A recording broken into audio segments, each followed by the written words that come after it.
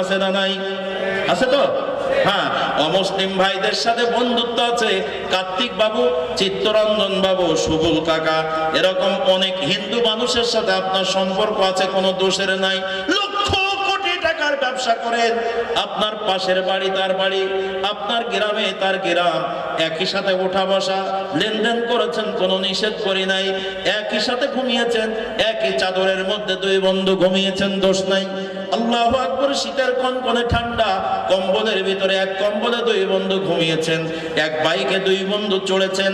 আপনার কাছ থেকে আপনার বন্ধু মোটরসাইকেল বাইক ছেড়ে নিয়ে চলে যাচ্ছে বহু দূরে, বন্ধুর কাছ থেকে বন্ধু গাড়ি নিয়ে যেতেই পারে, আমি নিষেধ করি না।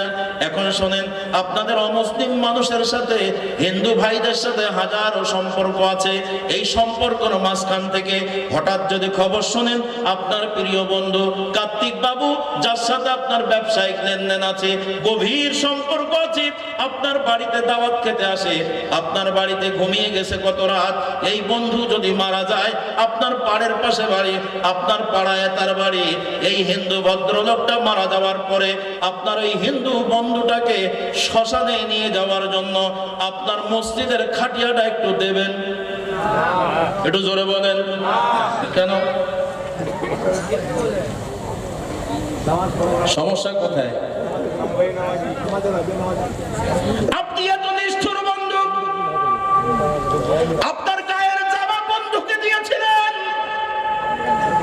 আপনার গায়ের চাদর বন্ধুকে দিয়েছিলেন, আপনার বাইকটা বন্ধুকে দিয়েছিলেন, আপনার গাড়ির চাবি কার্তিক বাবুর দিলেন, তখন আপনার কলিজায় কোনো বাধা ছিল না।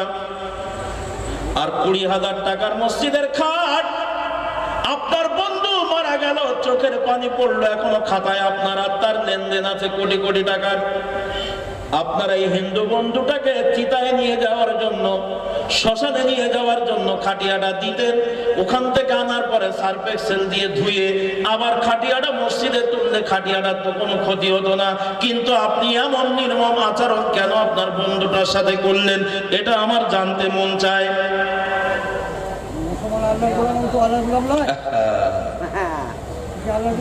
পাতলা কথা বলেন না, পাতলা কথা বলেন না। একদিন কনে ছিলেন, মাথায় এই বন্ধু বয়স হয়েছে, কোনোদিন ঢুকি নিয়ে কথা কি কথা কন, ঠিক না বেঠিক? হুজুর, ওরা মুসলিম তাই দেব না, খাটিয়াটা হলো মুসলমানদের জন্য, অমুসলিমদের জন্য নয়। তাই হাজার আমার প্রিয় বন্ধু হলেও এটা যেহেতু ইসলামের দৃষ্টিতে অমুসলিম, তাই আমি অমুসলিমের জন্য পবিত্র মসজিদের খাটিয়াটা দিতে পারি না। তাহলে আজকের মাহফিলের সকলের জন্য বলছি রে ভাই, আপনারা যারা সমাজের নেতৃস্থানীয় মানুষ আছেন, সমাজপতি আছেন, মসজিদ কমিটির সভাপতি, সেক্রেটারি আছেন, এটা আবারও বলছে আমার ইমাম সাহেব মাওলানা মোস্তামউদ্দিন এটা বলতে পারবে না, বললে ওনার চাকরি থাকবে না। তাই সভাপতি, সেক্রেটারি, ক্যাশিয়ার, আপনারা মসজিদের মেম্বারে উঠে একটাবার আপনার সন্তানকে, আপনার ভাইকে, আপনার গ্রামের মানুষকে আল্লাহ যেই জন্য পৃথিবীতে পাঠিয়েছেন, আল্লাহ বলেছেন ইল্লা লিয়াবুদুন, আমি আল্লাহ আমার গোলামি করার জন্য তোমাকে এই দুনিয়ায় পাঠিয়েছি। তাই আপনার সমাজের মানুষ, আপনার বাড়ির মানুষ, আপনার প্রতিবেশীর মানুষকে আল্লাহর গোলাম বানানোর জন্য মসজিদ কমিটিতে যারা আছেন, দুই হাত ধরে অনুরোধ করি, দুই পায়ে অনুরোধ করে বলি, মসজিদের মেম্বারে উঠে ঘোষণা করে দেন, এই সমাজে যেই লোকটা নামাজ পড়ে না, সেটা নারী হোক আর পুরুষ হোক, এটা মহিলা হোক আর পুরুষ হোক, বেনামাজির জন্য মসজিদের পবিত্র খাটিয়া দেওয়া হবে না। কষ্ট হচ্ছে? যদি দেন তাহলে বেনামাজির জন্য দিলে, কার্তিক বাবুর দিলে অসুবিধা কি? আমার কথায় মনে হয় আপনারা রাগ করছেন।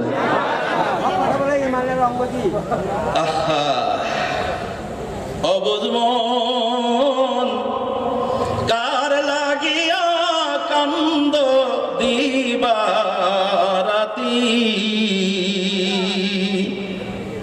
ভেবে দেখো কেউ হবে না, ভেবে দেখো কেউ হবে না তোমার সঙ্গের সাথী।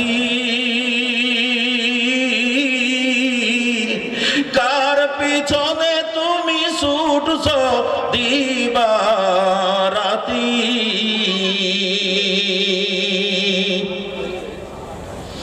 সুন্দর বাড়ি টাকা করি এই দুনিয়ার বাহাদুরি, থাকবে না তোর জমিদারি, ওরে থাকবে না তোর জমিদারি, যাবি যখন চলি, কার লাগিয়া কান্দ দিবারাতি,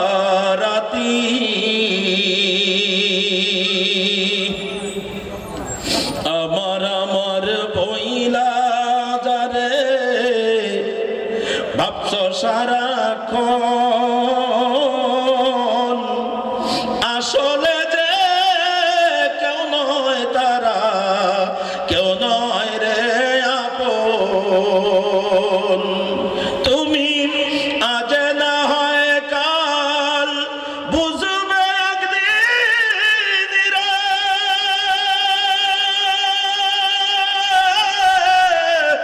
আজ না হয় কাল বুঝবে একদিন, নিভিলে জীবন বাতি, কার লাগিয়া কান্দ দিবারাতি,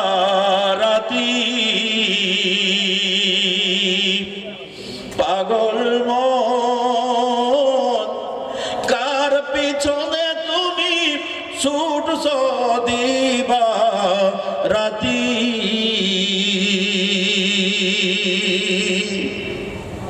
আমার ভাইরা, তাই সব মহল্লার আমরা আজ মুসলিম, মুসলিমদের প্রাণ কেন্দ্র হলো মসজিদ। মসজিদ বানানো হয়েছে আল্লাহর গোলামি করার জন্য, সিজদা দেওয়ার জন্য, নামাজ পড়ার জন্য। প্রতিদিন 5 ওয়াক্ত নামাজ শুধুমাত্র মসজিদে। ভাইজান, রোজা রাখার জন্য মসজিদ লাগে না, হজ করার জন্য মসজিদ লাগে না, যাকাত দেওয়ার জন্য মসজিদ লাগে না। আপনারা আমার সমাজে আল্লাহ তারা গোলাম বানানোর জন্য এই মসজিদের ব্যবস্থা করলেন। সিজদার ব্যবস্থা তো দামি জায়গা মসজিদ বানিয়ে দিলেন। তো আমাদের প্রত্যেকটা মহল্লার মসজিদ কমিটির সভাপতি, সেক্রেটারি, ক্যাশিয়ার যারা আছেন, আল্লাহু আকবার, আবার অনুরোধ করে বলছি, আপনারা মসজিদের বারান্দায় একবার দাঁড়িয়ে যদি ঘোষণা করে দেন, আমাদের এলাকার কোনো বেনামাজি মারা গেলে, সেটা নারী হোক আর পুরুষ হোক, মসজিদের পবিত্র খাটিয়া দেওয়া হবে না। একথা বলার পরে বলেন তো, সমাজের নামাজির সংখ্যা বাড়বে কি বাড়বে না? আরো জোরে বলেন। কিন্তু আমি সভাপতি কথা বলবো না, কারণ আমার বাড়ি এরকম রোগী আছে। আরে হানা বলেন না কেন? আমি সভাপতি কথা বলবো না, হুজুর আপনি বললে হবে না। হুজুর, আমার স্ত্রী নামাজ পড়ে না, আমার মেয়ে নামাজ পড়ে না, আমার বোন বেনামাজি, আমার ছেলে বেনামাজি, হুজুর আমার ভাই বেনামাজি। এই কথা বললে আমার বাড়িতে এই মসজিদের খাটিয়া 2-1 জন পাবে আর 8 জন পাবে না। কি কথা বলে? এই জন্য আমরা মসজিদের কমিটির মানুষের কাছে এমন খবর কোনোদিন শুনতে পাই না। যদি হতো, গোটা সমাজটার মানুষ আল্লাহর গোলাম হয়ে যেত। একটু সবাই জোরে আওয়াজ দিয়ে বলেন ঠিক না বেঠিক? আরেকটা কথা বলি, আল্লাহর গোলাম হওয়ার জন্য আরেকটা প্রসেস দিয়ে, ভাইজান, ইসলামের রাষ্ট্র না হওয়া পর্যন্ত, আল্লাহু আকবার, এই নামাজের বিধান রাষ্ট্রীয়ভাবে চালু না হওয়া পর্যন্ত শতভাগ মানুষ নামাজি হওয়া সম্ভব নয়। তবে আমরা পাক ভারত উপমহাদেশে, আমাদের দেশে, আমাদের যে অবস্থায় আমরা আছি, তাতে আমাদের এই জিন্দেগিতে ইসলামী রাষ্ট্র হওয়ার সম্ভাবনা দেখছি না। তবে বদরের ময়দানের স্মৃতিচারণ করি, বদরের ময়দানে যারা জিহাদ করে, যুদ্ধ করে শাহাদাতের পেয়ালা পান করেছিল, তারা ইসলামী রাষ্ট্র দেখে যায় নাই। তবে ইসলামের পক্ষে তাদের চেষ্টা থাকার কারণে আল্লাহ তাআলা তাদেরকে জান্নাতের সর্বাগ্রে কবুল করেছেন। সুবহানাল্লাহ বলেন। এই জন্য ভাই, আমাদের সমাজ রাষ্ট্রীয়ভাবে নামাজি হওয়ার হুকুম কবে জারি হবে জানি না, তবে আমাদের সমাজ ভিত্তিক এ ধরনের নামাজি হওয়ার জন্য সামাজিক এই চাপগুলো প্রয়োগ করা আমাদের অতীব দরকার। কথা আওয়াজ দিয়ে বলেন ঠিক না বেঠে? আরেকটা ছোট্ট মেসেজ দেই, আপনাদের মাওলানা মোস্তামউদ্দিন সাহেব, আমি নাম ধরছি তা কিছু মনে করেন না, এটা বোঝানোর জন্য বলছি। তাফসীর শব্দের অর্থ হলো কোনো ঢেকে রাখা জিনিসটাকে খুলে দেওয়া। আমি যে আয়াত পড়েছি, আল্লাহ তা'বুদু ইল্লা ইয়াহু ওয়া বিল ওয়ালিদাইনি ইহসানা, এর ভিতরে দুটো গুরুত্বপূর্ণ কথা, আল্লাহর ইবাদত করব, অন্য কারোর করব না, আর মা বাবার হক আদায় করব। এই দুটি বিষয়ের ভিতরে আমি আল্লাহ তা'বুদু, আল্লাহর ইবাদত করার জন্য আল্লাহ তাআলা আপনাকে আমাকে পাঠিয়েছেন, এতটুকু কথা বলছি। ইল্লা ইয়াহু এখনো বলিই নাই, আমি আপনাদেরকে বোঝানোর জন্য বলছিলাম যে আল্লাহ তা'বুদু, আল্লাহ বলছেন আমি তোমাকে আমার গোলামি করার জন্য পাঠিয়েছি, শুধুমাত্র আমি আল্লাহর গোলামি করবা। ইল্লা লিয়াবুদুন, আমি শুধুমাত্র পাঠিয়েছি আমার ইবাদত করার জন্য, আমার গোলামি করার জন্য। তো আল্লাহর গোলামি করা কিভাবে সহজ, কিভাবে আমরা এগিয়ে যাব, এই মর্মে একটু নসিহত করতে ইমাম সাহেবের নাম নিয়েছি। ইমাম সাহেব হঠাৎ করে ঘটা করে একটা কথা বলেছে, ওনার বাড়ি যাওয়ার ইচ্ছা হয়েছে, তাই উনি মনে করেন শ্বশুর বাড়ি একটু যাবে, বুড়ো বয়সে সাত জেগেছে। এখন সেক্রেটারি যেই বলছে, সেক্রেটারি সাহেব অনেকদিন বাড়ি যায়নি, খবর এসেছে আমার ওয়াইফ অথবা অন্য লোকের নাম বলি, মানে দাদি শাশুড়ি খুব অসুস্থ, দাদি শাশুড়ি মরে গেলে খুব বেশি অসুবিধা হয় না, ওইটা দিয়ে বলি। সেক্রেটারি সাহেব, আমার দাদি শাশুড়ি মুমূর্ষ অবস্থা, হাসপাতালের আইসিইউতে আছে, মানে টাটকা মিথ্যা কথা বলিছে ছুটি নেওয়ার জন্য। কথা কি বুঝাইতে পারছে? এখন সেক্রেটারি সাহেব এই কথা শুনিয়ে ওনার ভিতরে একটু দয়া হয়েছে। সেক্রেটারি বলছে হুজুর তাহলে যান, চলে যান। এখন হুজুর সপরিবারে বউ বিবি বাল বাচ্চা নিয়ে উনি আর নানি শাশুড়ির দেখা দেখি আর কি আছে, মোর কোনো সমস্যা তো না, সুজা চলে গেছে কলকাতায়। কলকাতায় যে পার্কে ঘুরি ঘুরি বেড়াচ্ছে। এখন আমাদের মাওলানা মুফতি আমিনুল ইসলাম সাহেব, উনি কলকাতার ওই দিক লেখাপড়া করেছে, বুড়িপুকুর মাদ্রাসায় দীর্ঘদিন ছিল, আর উনি কোনো কারণে কলকাতায় গেছে। যেয়ে ওনারও চিন্তা করছে ছুটি দেয় তো মাহফিল হয়ে গেছে, তাই ছুটির একটা সুযোগ আছে, উনিও বাচ্চা কাচ্চা নিয়ে পার্কের মধ্যে ঘুরতে গেছে। যেই দেখে ইমাম সাহেব এই জায়গায় ঘুরে বেড়াচ্ছে, বুড়ো বয়সে, কি ব্যাপার? হুজুর বলছে আসলাম সবাই নিয়ে একটু বেড়াতে টেড়াতে। কমিটির লোকের সাথে কি বুঝে গেছে এটা তো মুফতি সাহেব জানে না। মুফতি সাহেব ফোন গেছে সেক্রেটারির কাছে, কি ব্যাপার? হুজুর দেখলাম বুড়ো বয়সে ছেলেবিদিনে ঘুরে বেড়াচ্ছে পার্কের মধ্যে, মনে করলাম আমি একাই আইছি, এখন এসে দেখছি হুজুরও আছে। সেক্রেটারি বলছে, কি বলেন মুফতি সাহেব? ওনার শাশুড়ি অসুস্থ হাসপাতালে, তাই আমার কাছ থেকে ছুটিতে গেছে। তখন মুফতি সাহেব বলছে, আল্লাহর কসম সেক্রেটারি আমি নিজে চোখে দেখেছি, আনন্দের সাথে ঘুরি ঘুরি বেড়াচ্ছে, আমার সাথে সালাম কথাবার্তা হয়েছে। বলছে না, কোনো রকম হয় না। যাক, পরের দিন এসে বাড়ি সবাই এসে হাজির। এখন এই কথাবার্তা যাচাই বাছাই হচ্ছে। ইমাম সাহেব দেখছে আমার এখন উল্টুই দিতেই হবে, উপায় নেই তো, নাই যদি ইমামতি যায়। ইমাম সাহেব বলছে, না সেক্রেটারি আমি যাইনি। এখন মুফতি সাহেব বলেন, তো স্বচক্ষে দেখা কাজে কি মেনে নেবে? মুফতি সাহেব বলছে, আল্লাহর কসম আমি মরিয়ে যেতে শিকার, মাওলানা মোস্তামউদ্দিন সাহেবের পেছনে আমি আর নামাজ পড়বো না। টাটকা মিথ্যে কথা বলেছেন এই লোকটা, এই লোকের পেছনে আমি কি করে নামাজ পড়ি? আচ্ছা আপনারা বলেন, ইমাম সাহেব যদি মিথ্যা কথা বলে প্রমাণ হয়, আপনারা নামাজ পড়বেন? একটু জোরে আওয়াজ দিয়ে বলেন, পড়বেন? পড়বেন না। আচ্ছা, এখন আপনার এলাকায় কোন লোক মারা গেছে, মারা যাওয়ার পরে কবরে নিয়ে যাওয়া, কবরে রাখা হবে কবরস্থানে। কবরে এখন যখন লাশ রাখে, তখন ইমাম সাহেবরা একটা দোয়া পড়াই দেয় না? আরে পড়ায় না কেন? দোয়াটা আপনারা জানেন, বিসমিল্লাহি ওয়া আলা মিল্লাতি রাসূলিল্লাহ বলে কি বলে না বলেন? এখন আমার মাওলানা মোস্তামউদ্দিন সাহেব, শত মানুষ উপস্থিত, ওখানে তো মিথ্যে কথা বলেছে একটা লোকের, মুফতি আমিনুল সাহেব শুধু সাক্ষী, আর সবাই জানে ইমাম সাহেব ঠিক কথা বলছে। একজন লোকের কথায় এখন এলাকায় হইচই পড়ে গেছে, নামাজ আর পড়বে। শত মানুষ উপস্থিত কবরস্থানে, ইমাম সাহেব নিজেও জানে এই কবরে আমার যাইতে। তো কবরে লাশ রাখার সময় এখন ইমাম সাহেব বলছে, সবাই বলেন বিসমিল্লাহি ওয়া আলা মিল্লাতি রাসূলিল্লাহ, আল্লাহর নামে এই লোকটার ব্যাপারে সাক্ষী দিচ্ছি, আল্লাহ এই লোকটা তোমার কাছে রাখছি, এই লোকটা সারা জীবন রসুলের আদর্শের উপরে ছিল। আচ্ছা ও নামাজ পড়িনি, মুখে দাঁড়িয়ে নেই, সুন্নতের কোন আমল নাই, বনির জমি ফাঁকি দিয়ে খেয়েছে। ইমাম সাহেব চাকরির ঠেলায় না গেলে আবার চাকরি থাকে না। ইমাম সাহেব এই শত লোকের সামনে কবরস্থানে দাঁড়িয়ে, কবরস্থানের মতন একটা ডেঞ্জারের জায়গায় দাঁড়িয়েও একদম টাটকা মিথ্যা কথা বললো। আপনারা ইমামের পেছনে নামাজ পড়বেন? করতে হবে, করতে হবে। তার মানে হুজুর আমি হুকু খাওয়া মুক্তাদি, বিড়ি খাওয়া ইমামের পেছনে নামাজ পড়া যায়? কথা বলেন নাই? গাঞ্জা খাওয়া মুসল্লিদের জন্য, বিড়ি খাওয়া ইমাম জায়েজ।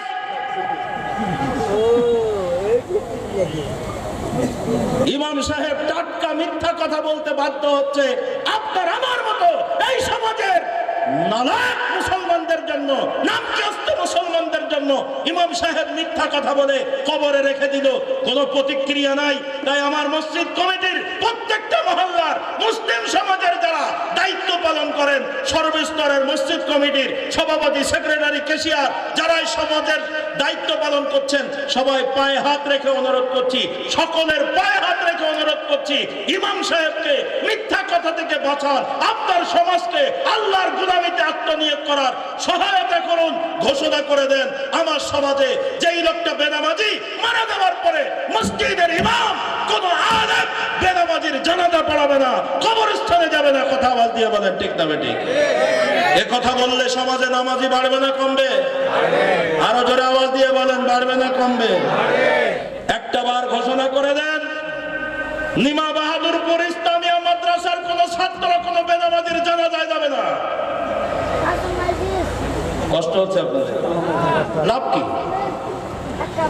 লাভ কি? নিমা বাহাদুরপুরের বড় বড় আলেম যে একটা বেনামাজির জানাজা পড়ায়, লাভ কি? আমি জানি না, তবে আমি যখন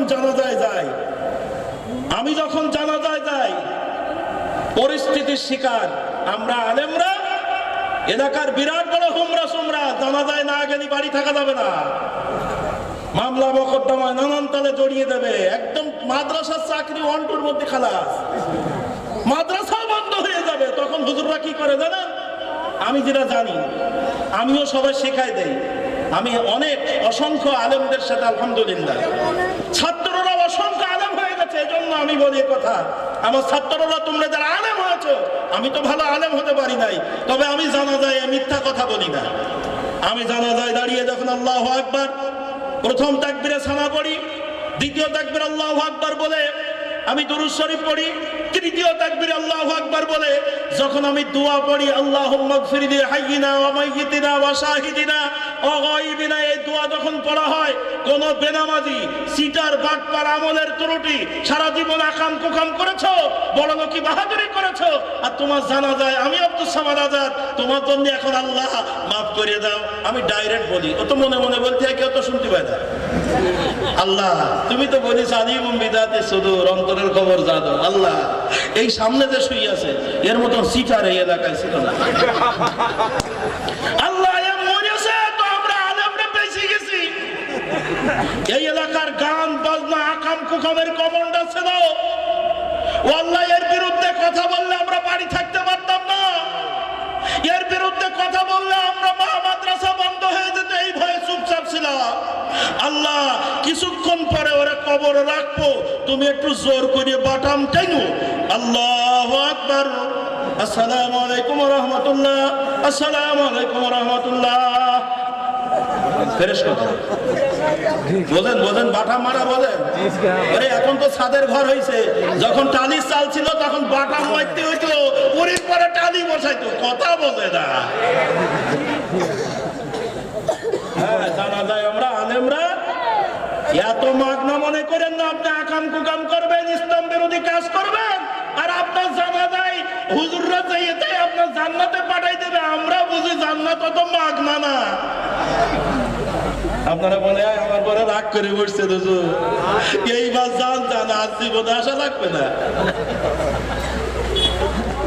আপনারা সবাই আমার পরে অসন্তুষ্ট হন, আমার রব যদি আমার পরে খুশি হয়, আমি আব্দুস সামাদের মতো, আব্দুস সামাদ আজাদের মতন সফল মানুষ আর একটাও নাই।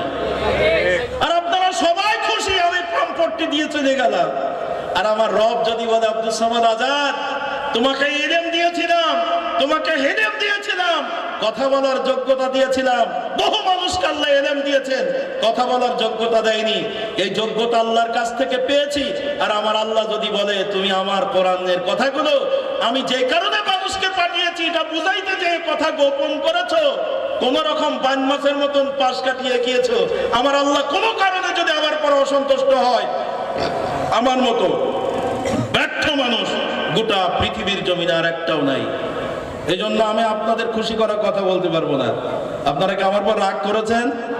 একটু জোরে আওয়াজ দিয়ে বলেন তো আল্লাহু আকবার। আপনাদের আওয়াজ শুনে মনে হচ্ছে হুজুর নাই জানগে আর বলা দরকার নেই। একটু জোরে আওয়াজ দেবেন সবাই মিলে। আমি আওয়াজ শুনে আমি আমার সময় নির্ধারণ করব। আমার টাইম মাত্র 2 মিনিট বাকি।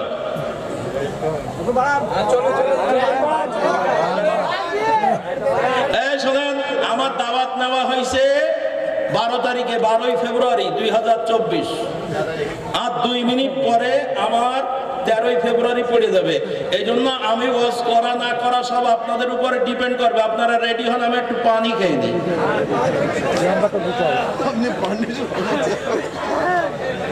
এ ভাই, আপনারা 4 জন একসাথে পেশাব করতে দেন, একজন ভাই ভাই জামাতের সাথে দেয় না কেউ পেশাব করতে।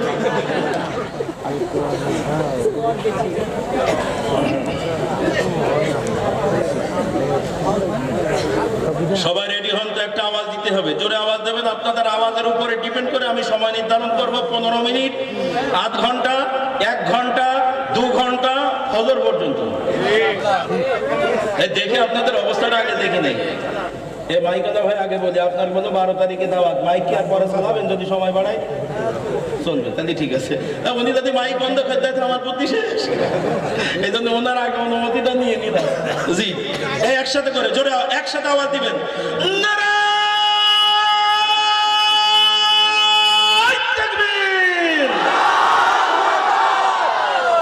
সামনের লোক বলেছে, পেছনের লোক বলেনি। ওরা বলছে ওদের আমরা খেয়ে দিয়ে এসি। একটু জোরে জোরে।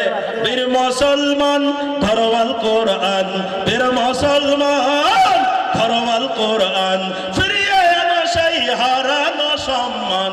তোলো ধ্বনি সবে বলো আর একবার, নারায়ে তাকবীর। ঠিক আছে, সবাই আছেন তো? জি, আলহামদুলিল্লাহ। আধা ঘন্টার একটা স্লোগান হলো, তাহলে এখন চলুক। আধা ঘন্টা মতো চালাই না। তবে অন্যায় হয়ে যাচ্ছে একদিনের দাওয়াত নিয়ে 2 দিন ওয়াজ করা, একদম পুরো অন্যায়। তারপরও ভালোবাসায় এসেছি, বহুত ভালোবাসা। বিশ্বাস করেন, আমি এইবার একটা সত্যি কথা আর একটা বলি, আপনারা বুঝে ফেলাইছেন। দেখছেন দোকান ছোট কিন্তু বেচা কেনা খুব ভালো। তবে একটা কথা বলি শোনেন, আমার জীবনে বক্তৃতার বয়সে 26 বছর, 26 বছর বক্তৃতার এক্সপিরিয়েন্স থেকে কথা বলছি। 2 মিনিট। গত বছর নিমা বাহাদুরপুরে এসেছিলাম, আর এবার আসলাম। গত বছরের ভালোবাসা এর পরিমাণ জড়িয়ে এবছর এসেছে। আমি আমার 26 বছরের একদম প্রথম কাতারে যদি 26টা মাহফিলের তালিকায় নাম লিখি ভালোবাসায়, তা আপনাদের নিমা বাহাদুরপুর এই প্রথম কাতারে আছে। কারণ মানুষের অ্যাটিটিউড দেখলে, কথাবার্তা, চলাফেরা, আন্তরিকতা দেখলে বোঝা যায়। এখানে শিক্ষকরা যেমন আন্তরিক, কমিটির লোকজন, এলাকার হিতাকাঙ্ক্ষী শুভাকাঙ্ক্ষী লোকগুলো তার চেয়ে আরো বেশি আন্তরিক। হুজুররা চিন্তা করে আমরাও হুজুর, এও হুজুর, একটু মনে মনে হয়তো বেকা বেকা থাকতেও আছে। কিন্তু এলাকার সর্বজন মানুষ, আমি তাদের ভালোবাসায় শিখত। আল্লাহ তাআলা এই ভালোবাসাকে জান্নাত পর্যন্ত কবুল করুন, বলুন আমিন। আর জোরে আওয়াজ দিয়ে বলেন আমিন। এখানের আমার ভাইরা ওই গুজরাটে থাকে, আমার সাথে কথা হয়। আজকে আসার পরও গুজরাটে থাকে, ওই আপনার বোম্বাইতে থাকে, এসে আমার সাথে দেখা হয়েছে। সবার সাথে মনে হয় যেন ভালোবাসা একবার জন্মের পর তো এক জায়গায় ছিলাম। আর নিমা বাহাদুরপুরের স্মৃতি, আমি গত বছর যাওয়ার সময় আমাকে হাদিয়া দিয়েছিল একটা কাশ্মীর শাল, তারপরে একটা ব্যাগ, আর ওরকম কি কি রুমাল। বিশেষ করে এই দুটো জিনিস আমি 1 বছর ধরে এখন ইউজ করছি, সে ব্যাগটা আমার কাছে থাকে। বলে বাংলাদেশে তো হুজুর মুর্শিদাবাদের ব্যাগ বলে আমার বাড়ি হয়ে গেছিল আগে, বলে অনেক দামি ব্যাগ আছে আমার কাছে, কিন্তু ওই ব্যাগটা দিয়ে আমি অনেক জায়গায় গেছি। এই প্রচার প্রসার, আপনাদের নাম, আপনাদের মাদ্রাসার নাম আমার হাতে ব্যাগ থাকার কারণে অনেক দূর পর্যন্ত পৌঁছে গেছে। আর এই শালটা এবছর আমি অন্য কোনো শাল গায়ে দেয়নি, পুরো সিজনে আপনাদের দেওয়া সেই শাল গায়ে দিয়েছি। ভালোবাসা একটু দেখ, আপনারা দেখবেন ইউটিউবের এবছর শীতকালে যাওয়া আপনাদের দেওয়া সেই শালের বছর। কিছু কিছু ভালোবাসা এমনও তো হয়, এমনও তো হয়, একদিনের ভালোবাসা চিরদিন রয়। দেশে যারা আছেন বলেন নামাজ পড়া লাগবে কি লাগবে না? আরো জোরে আওয়াজ দিয়ে বলেন লাগবে কি লাগবে না? আচ্ছা, আপনারা যে নামাজ পড়বেন তো কার জন্য পড়বেন? আরো জোরে আওয়াজ দিয়ে বলেন, আরো জোরে আওয়াজ দিয়ে বলেন কার জন্য? হ্যাঁ, নামাজ পড়বেন আল্লাহর সন্তুষ্টির জন্য। একটু তাকান, আল্লাহ বলছেন আল্লাহ তা'বুদু, একমাত্র আমি আল্লাহর ইবাদত করবা। এতক্ষণ আমি এটার ব্যাখ্যা করতে যে আপনাদেরকে অনেক কথা বলেছি। পরের কথা আল্লাহ বলছেন ইল্লা ইয়াহু, ইবাদত করবা আমি আল্লাহর জন্য, ইল্লা ইয়াহু, অন্য কারোর জন্য করবা না। তো আজকের মাহফিলে আপনারা যারা আছেন, খুব সূক্ষ্ম কথা, খুব চিকন একটা কথা আল্লাহ ঢুকিয়ে দিয়েছেন, বান্দা তুমি ইবাদত করবা আমি আল্লাহর জন্য, অন্য কারোর জন্য করবা না। তার মানে আমরা ইবাদত কি আল্লাহকে বাদ দিয়া অন্য কারোর জন্য করি? একটু জোরে বলেন, না করি। করি, তার প্রমাণ দেখেন, আল্লাহ অন্তরের খবর জানে। আল্লাহ বলছেন পবিত্র কোরআনুল কারীমের সূরাতুন নিসা, এই সর্বনাশ করেছে,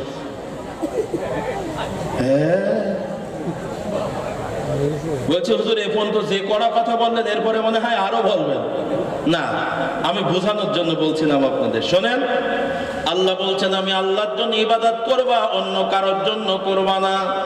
আমরা অন্যের জন্য ইবাদত করি, তার প্রমাণ আমার আল্লাহ নিজেই বলেছেন বান্দা আল্লাহু আলিমুম বিযাতিস সুদূর, আমি আল্লাহ বান্দা তোমার অন্তরের খবর জানি। আমাদের অন্তরের দিকে তাকায় আমার আল্লাহ পবিত্র কোরআনুল কারীমের সূরাতুন নিসা 143 নম্বর আয়াতে আমাদের রোগ খুলে বলে দিচ্ছেন। আমার আল্লাহ বলেন ওয়া ইযা কামু ইলাস সালাতি কামু কুসালা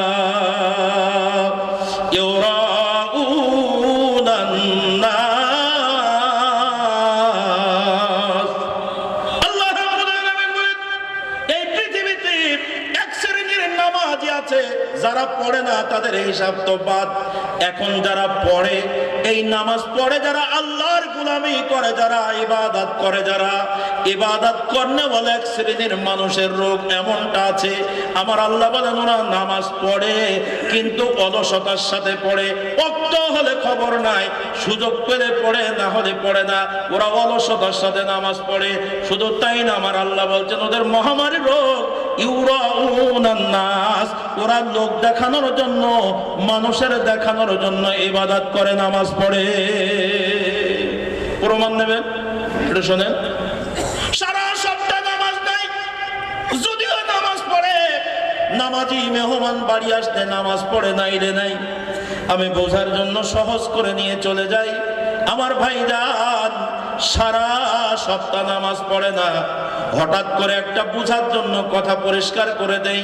আপনাদের বাহাদুরপুরের মেয়ে, মনে করেন বিয়ে হয়েছে ওই মুর্শিদাবাদ, কোন জায়গার কথা বলি আর, বেলডাঙ্গার কথা বলি, একটা থানা না বেলডাঙ্গা,